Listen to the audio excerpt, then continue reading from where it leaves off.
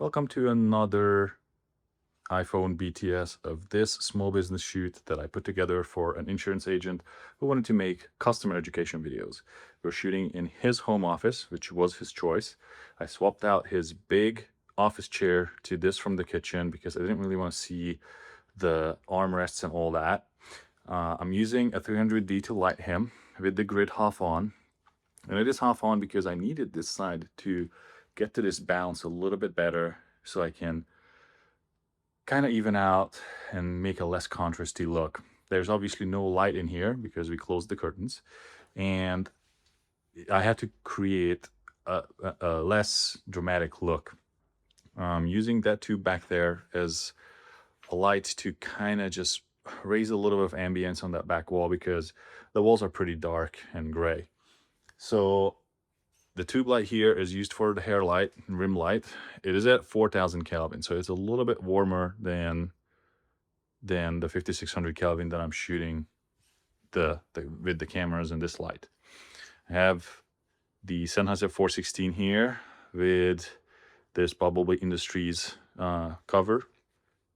It is actually very good and works well even with this fan on because it does get kind of hot in this small room. I'm also recording audio with the Tentacle Sync Track E, which is basically just a backup. My main shotgun is going into a splitter box here, the Pro MS2 from Radical Engineering. And the reason why I do this is because I want to record 32-bit with this Zoom F6. But I also want to record audio with my FX6 as a backup and listen to it monitoring. So I've got my headphones in here, right?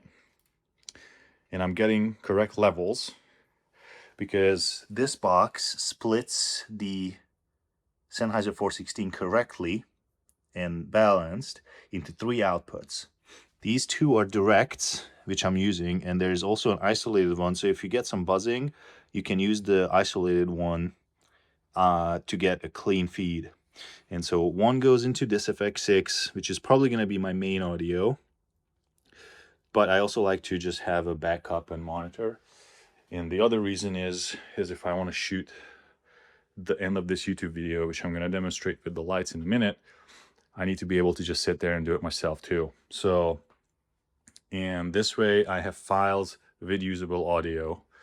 And a lot of times this setup is also handy for any types of live streaming. So if I have a guest through the iPad and I need to take my FX6 through a capture card into a laptop or something, I can actually use that shotgun and record it clean 32-bit for post-processing.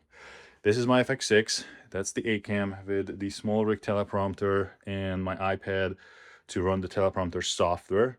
We're using the 2470 GM2 here at around 35 mil. And I've got my B-cam, which is an FX3 with the 50 GM.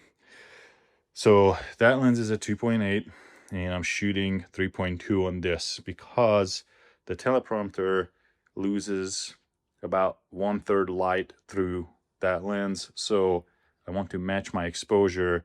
I have to let in less light into this one also. 2 small HD monitors. I'm still using the old Focus 5s because I still love them. And I have 3 of them, so it's pretty hard to get 3 of the same monitors. And they still just work very well, especially this one. The craziest thing about this is that when you turn the camera off, the monitor will turn on because it detects the HDMI signal. So it won't kill the battery. See, it just turned off.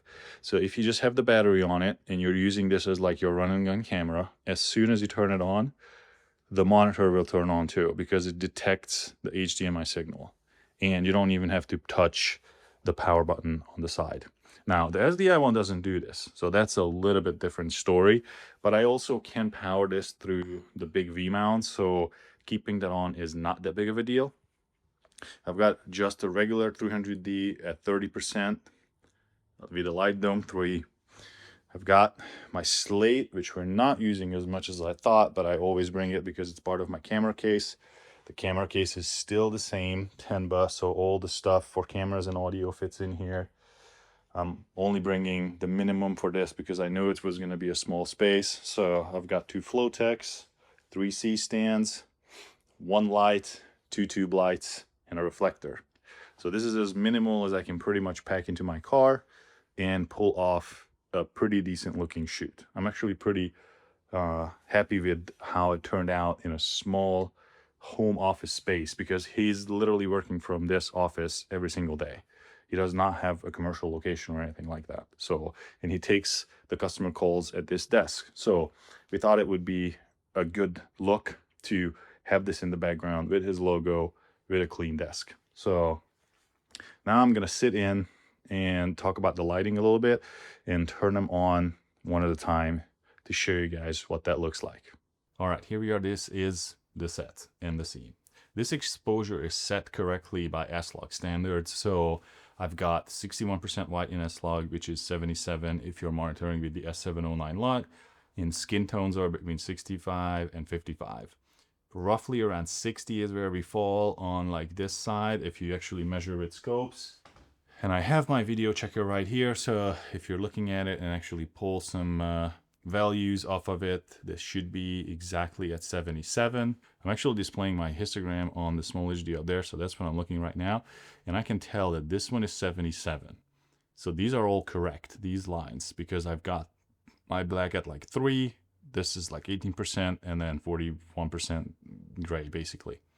So the exposure is correct by S-Log 3 standards. And this is how I got this going. So I've got 3 lights in this scene. I'm going to turn them off, and we're going to do one at a time.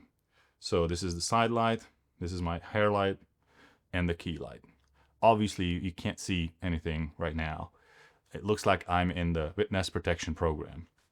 So this light, I'm going to turn on the tube on the desk.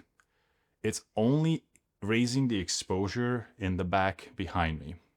And it gives a little bit of a pop on certain white bookcases and stuff like that. And my second one is the hair light. If I turn on the hair light, you can see that I have an edge and the top of my hair is lit. Now I actually have more hair than the talent, so it is angled a little bit differently, but the effect is the same. It's basically lighting up my hair and a little bit of my shoulders right there. So this separates me from the background a little bit.